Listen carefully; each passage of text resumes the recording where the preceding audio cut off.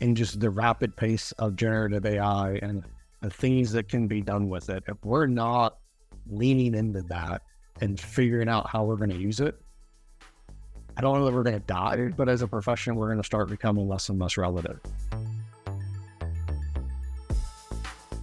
This episode is brought to you by Green Skies Analytics, an audit analytics service provider that works with internal audit departments that have data analysts and are still frustrated with trying to make analytics actually work, aren't getting the expected ROI, who can't break through the communication barrier between the analyst and the audit team, and those that need experienced direction for an audit analytics strategy and process. Those that feel like they've wasted time and money on trainings, aren't getting the value they want, not prioritizing the highest risk areas for the organizations, or have projects that seemingly never get completed. Do you deal with any of that? If you do, go to the show notes of this episode and click the Green Skies Analytics link, or go to greenskiesanalytics.com to schedule a call and understand how Green Skies Analytics makes analytics actually work for internal audit.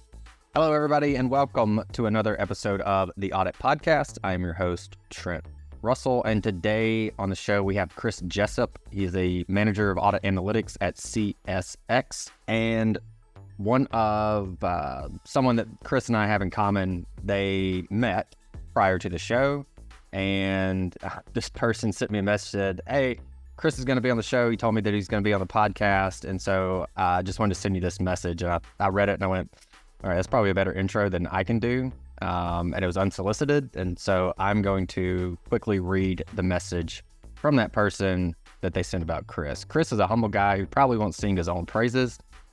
Think that is true. So let me do a bit of that for him. Back when we worked together at CSX, Chris was an incredible mentor, not only to me, but also to other auditors diving into data analytics. He had a knack for finding projects that were perfect for beginners, ensuring that they could both contribute and learn. Chris was always there to explain the bigger picture and clarify our goals without micromanaging. However, he made sure we knew his door was always open for any follow-up questions. I often tell Chris he did a great job mentoring me for those 2 years when I was a staff auditor. So anytime I can get an unsolicited message from someone about how great someone else is on the podcast, I think that speaks more than anything that I could say about them and the time that I've spent together with them. So I wanted to mention that. All right, so a couple of things that Chris and I talked through, though. The coolest thing that he's built, and this thing was pretty cool, with analytics and automation. And then Chris's story is similar to mine and some other folks in audit, in that started off probably external audit, moved into internal audit, somewhere along the way developed this passion for analytics, and then took that and became the full-time data analyst in their organization. And so wanted to understand Chris's story so that hopefully the listeners can take that and go, all right, if we need to promote within or make someone the full-time analyst, what characteristics should we look for? How do we know who that person is? Because we've seen mistakes people have made. Hey, let's just get the smartest person. Hey, let's just go get somebody from IT audit. They will be able to do it right. And that's not the case. So that was kind of the overall goal of this episode. But then within that, so Chris has been the full-time analyst for a few years now, and similarly, other folks are in that position. And we wanted to say, hey, what do you feel like you now need to take analytics to the next level within your internal audit department? So we talked through that also. All right, with that said, here we go. What is in your internet browsing history or your ChatGPT history? So for ChatGPT / Copilot, I have personal life using ChatGPT to kind of drum up a 12-week training plan on day trading, something I'm interested in. Hopefully don't lose a lot of money doing it, but it at least is building out a good training plan for things to go watch and stuff to look out for. In work life, we're using Copilot. We're trying to pilot Copilot in our office, and I'm using it to develop a audit data project framework that's based on the CRISP DM framework, but translating it for auditors and building out.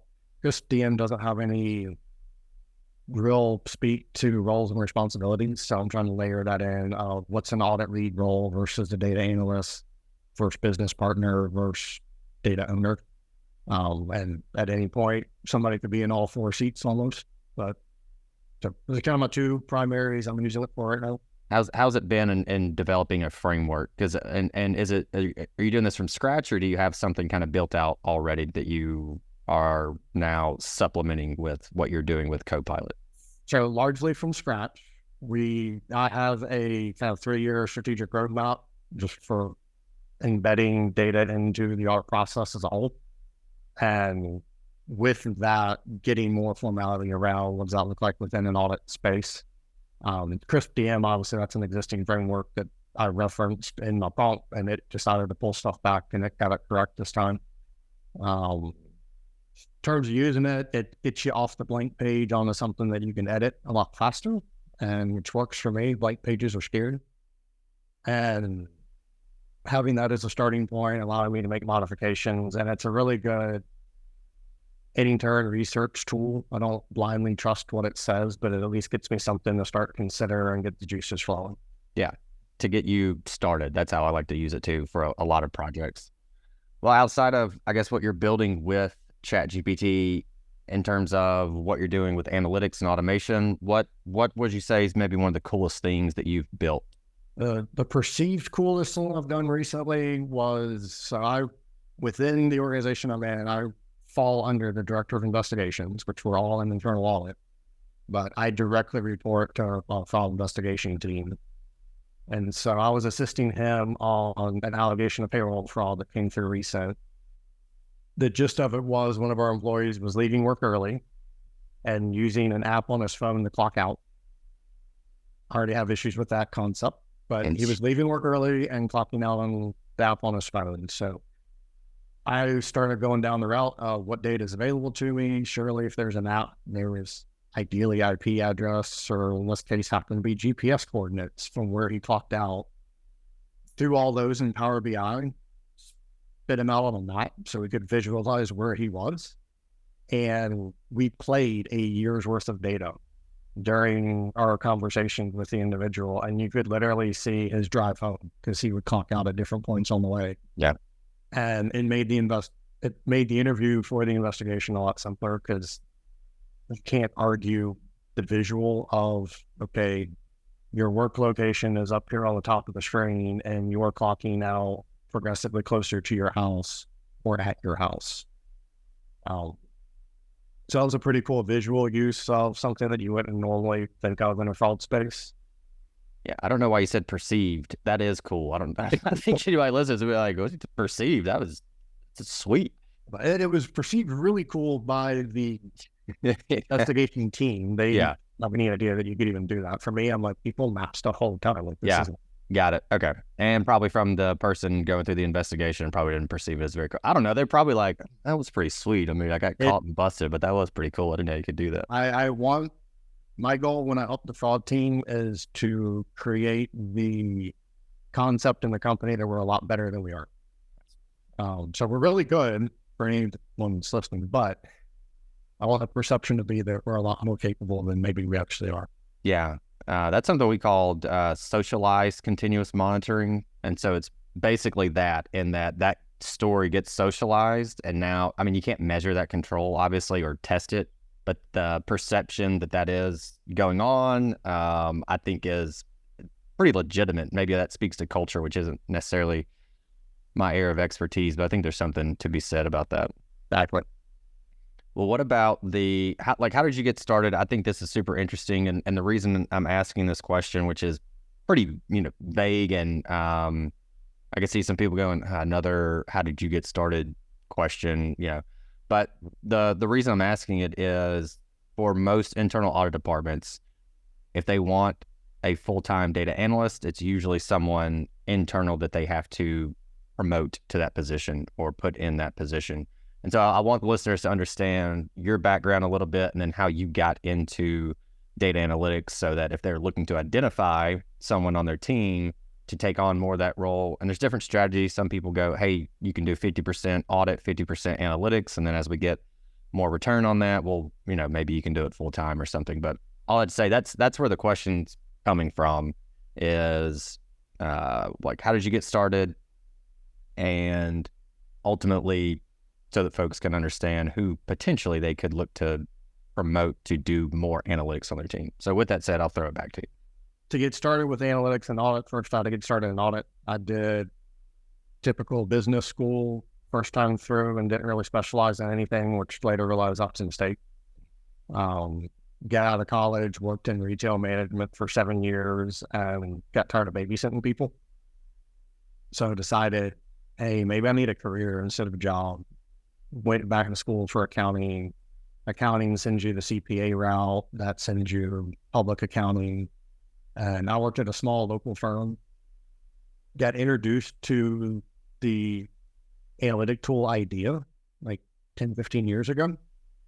And we used it to scrape ADP payroll reports that were PDFs and turn them into Excel files. And then that's where we stopped. And I'm like, I feel like we have this powerhouse of a tool that we're literally just scratching the surface with. But that was my initial kind of intro into trying to use data instead of literally just taking a piece of paper that's in electronic format and counting the nth number of records and randomly selecting from there. Did the public accounting and busy season life for a while, got tired of that, wanted to really dive into one company, shifted into internal audit. Internal audit shop used ACL instead of IDEA. And they actually had taken it to the point of scripting out some stuff for fraud monitoring when all of the scripts were very manual. It was more like an Excel macro style that it does some stuff for you, but you have to interact with it at multiple points. And it was taking our investigators that would run it better part of a day just to run the thing on their monthly cadence to then get what they wanted to review and look for fraud. And in my career at the company, I was kind of gravitated towards, hey, this is neat. It's like the idea that I used at the other firm and showed some interest in it. The folks that were the experts moved on with life, and I inherited what they left behind. And then my goal was, I don't want to have to interact with this. Now that I own it, it's inefficient to run this manually. How do I automate it? How do I schedule it? So that was kind of my first unofficial task that I assigned myself was, I want to take what you're doing, but I want it to run on a schedule and I want it to run without human interaction. So how do I use variables? How do I, instead of entering today's date, let it figure out what today is? And was successful at kind of getting the scripts to run automated. It's a fun proof of concept. I had a desktop machine that we would leave in the office turned on all the time, and Windows Scheduler triggered my process. My goal was to prove out the need for a legit server run environment that has a scheduling engine that doesn't break because the machine turned off. And the proof of concept worked so well, they decided just to keep using it until ultimately I left the company, and then it all broke because nobody was there to maintain it. Right. But I think showing that initial initiative of, I really like this is a better way of doing it, led me to getting more and more of that work to now ultimately that is my day job. You mentioned it, like you start off, you find that individual that's kind of hungry for doing it, and you almost make it their data side hustle. Mm-hmm. Like, you got your day job and you can do this on the side. And then for me, my side hustle turned into full-time work, and now trying to build out an actual full-on program that has resourcing beyond me. Chris, you know this because I told you before we started recording. I felt like I was, so this for the listeners, I felt like I was basically interviewing or talking to myself and talking to you. Our backgrounds are very, very similar, even to I didn't realize the idea PDF to Excel story aligned very closely to one of mine also when I first started, and what got me really interested.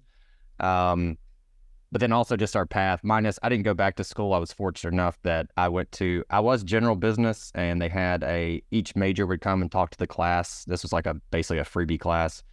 And the MIS kids, who I felt at the time were basically adults because they were seniors, but now looking back, clearly kids, came and they had one slide and it said virtually 100% job placement. That was their slide. Like, if you go through the program, you will get a job, which was true. And so I went, all right, I want to do that thing then. I just want a job when I get out of here, or a career, I guess is a better way to put it. So anyway, so yours was IDEA, PDF to Excel. Mine was a tool called Monarch, and it very similar. It takes PDFs and the report style PDFs, and you can capture the data and then put it into a nice Excel rows and columns. And I thought that was the coolest thing. I basically tried to just sign up to do that kind of work. And this was in public accounting. And so there's still, busy season was very much a thing. And if I got whiff of someone trying to do something in a PDF, I go, hey, send that to me. I want to do it. And I just thought it's a puzzle. And I just thought it was interesting to figure that out. So I didn't realize it was even that similar in our kind of aha moments, although I had other ones. It's that starting point of going from the traditional, I have a piece of paper, hyper traditional audit. Literally, when I started at the firm, they still had the pencils that were red on one side and blue on the other. Mm-hmm. And I'm like, this is neat, but I'll never use it. Because luckily I started when computers were a thing and you were at least doing red and blue tick marks on a screen instead of paper. Yeah. Immediately I was like, it's nice that I'm taking the PDF and throwing it into Excel to do a random sample, but this is payroll. Why can't I just do some analytics on the payroll and look for who's getting paid, who's the anomaly, who's getting paid more than they should based on their position?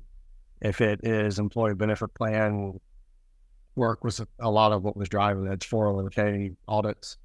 So who's contributing more than they should be? If I elect 10%, did they really take out 10%? To me, it was sparking that idea already back then of why am I looking at this at 25 at a time when we could look at 100%? Yeah, that was mine. The data into the format that allows me to look at 100%. That was mine, was hey, we can look at 100% and it doesn't take that long in this specific test. Why do we not do this everywhere? And that's what it started going, let's do it here and let's do it here and let's do it here. But for the takeaway from this, if you were internal audit leader and you're looking to promote someone or shift them to take on more of a data analytics role, what would you look for? Because I've seen the mistake where people go, you're in IT audit, you're going to be the part-time analyst person, or you're just really smart, so you're going to be the analyst person. But what would you look for if you were going to do the same?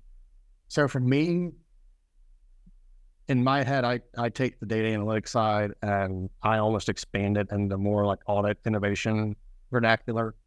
Some folks can say, oh, well, I get stuff in Excel and I do a quick statistical formula. I did data analysis. You're not wrong, but you're also not enhancing or being innovative. And I think it's identifying the people you have that are trying to find a better way of doing their job, that aren't just happy with, well, I did it this way the last 3 years, so I'm just going to keep doing it that way because I know it. Finding those people that are pushing the edges of what you think is good in Excel or pushing the edge of whatever tool they have available to them, and then invest in that. That mindset carries you really far. Me personally, I look for the one that Googles how to do whatever it is. It's a roadblock, and they're proactively seeking how to do it better, because I find that person and then I enhance them with some resourcing and a nudge and some training, and they'll just rock it, versus someone who's never even asked the question. That's interesting, because I can't remember if I've told this story or not. I know I told it yesterday to a group. I'm not sure if I've told it here, but there was at the Audit Analytics conference that I host, there was a speaker, I think 3 years ago, and he was saying he was a full-time analyst, and so the other auditors would send him questions and go, hey, can you do this for me? Can you do this? And he would. But he would get questions sometimes over Teams, like over chat, that would be, how do you do this in Excel or whatever it was? And so he would go and type that into Google and then take the link and just basically send it to them, or he would make them get on a video call with him. We're like, yeah, I'll show you how to do it. Just, come up, let's have a quick call, pull up his screen, Google it, take the link, send it to the person, be like, that's it. That's how you do it. You use the internet and Google to figure out the answer. Obviously that was his way of saying, take some initiative yourself and go Google this and try to figure it out yourself. Most analytics questions have already been asked 1,000 times on the internet. And so the answer is already out there. And so that is, I 100% agree. It kind of blows my mind sometimes working with people, and I go, how would you find the answer to that? And they go, Google? Yeah. So just Google it. Like if you want to learn how to do this more. So I think I think what you said though, in investing in the mindset, the innovative mindset is a really good way to think about. They likely know, management likely knows, or like the managers, leadership likely knows who on their team is that person when you put it that way. Right. And looking for that. I mean, to me, whether it's analytics, whether it's an automation project, whatever it is, it's looking for the problem solvers, not the ones that are. All the identifiers are good, and a lot of auditors, it's nature of our role is we tend to be problem identifiers. We get in, we're trying to provide assurance that things are working, but we're really good at pointing out when they're not. I need to find the person who's a problem solver. Mm-hmm. Okay, the issue's there. Now what do I do? How do I work around it? It's funny you mentioned that about Google. I tried to not do, back in the day, there used to be a website, I Googled it for you. And when you would type in the search parameter, it would give a little animation of filling in the box. And then that's what you'd send to folks. I might have used that once or twice, but tried to get a little nicer. Yeah, that was his approach. So that's what it was. I couldn't remember what it was, but that's what he would do also. Yeah, but it is kind of not nice in a way to do that. But it also, I'm sure nobody asked him for better or worse. They either went and said, all right, yeah, you're right, I should just go do this myself. Or they probably went, all right, well, I'm just never going to do this then. So I guess there's a good and bad in doing that. Right. I left one company and actually boomerang back to it. And when I got back, I noticed that part of the documentation around my area, someone else wrote on top of it, hey, remember Google first. That's Jessup's favorite thing. I was like, okay, I left them work. Nice. All right. So you've been doing the full-time analyst thing for a while now. What makes you look at it and go, okay, now I need another level of support? Because I know there are people in your exact situation, they're full-time analysts, and they're probably going, okay, I feel like I need someone else. How did you know that? And then how are you trying to get that resource? Because I feel like that can be tough for people, especially depending on where they are in their careers, to be able to speak up and go, hey, it'd be great is if you gave me someone else that could work under me that I could then leverage to build out even more of this. So how's that been going? So that's squarely where I am. Even though I'm back with the title of manager of audit analytics, my role is still, I've been working towards 100% being dedicated towards an actual analytic strategy and not supporting a specific group with just one thing. So I think we're finally kind of getting to that point where we're looking at that strategic roadmap. We're planning out how do we fully embed instead of bolt on. And that's been my new thing. Is I felt for a while our company's approach is we've been bolting on analytics to the audit shop, and so it's always a job plus concept or a side hustle, or I think you have phrased it at one point like a side of desk job that when resources get tight or we lose a person and primary work has to get done, this is the first thing that rolls off the table. So my goal is to get it embedded where if it's core, and it's just like everything else in audit that doesn't roll off the table. Like we're not going to stop looking for evidence. We're not going to stop doing planning and gaining understanding. So why would we stop doing data analytics? It should be that infused in how we do our job. And in terms of finding another analyst, part of, with my background being a kind of business person, CPA first, that just tinkered with analytics, that's taken me to the point of where I am. But I could go hire a college graduate that studied how to code, and they'd be head and shoulders above where I'm at as far as that particular area, and allow me the ability to focus on strategy and kind of keep at that pace. I tell folks around me all the time that I'm finding myself today being the quarterback on the field and the coach on the sideline. And when you start doing strategy, you got to pull yourself out of the weeds. You got to get off the field and get that box view of the whole playing field, which is where all offensive coordinators love to hang out, is I want to be able to see everything that's going on and adjust on the fly, where now you need a quarterback on the field that connects with you. Me bouncing from role to role quickly within a given week it's not efficient on either side. So that's what's making me see the need for the analyst is if we want a strategy, we need someone that's dedicated strategy, yes, which means I'm not executing and doing the day-to-day work anymore. I need somebody else that can do that. So if we're growing to that point, let's start hiring that specific skill set, and we'll find the next person to pour in and invest to bring them up to speed as well.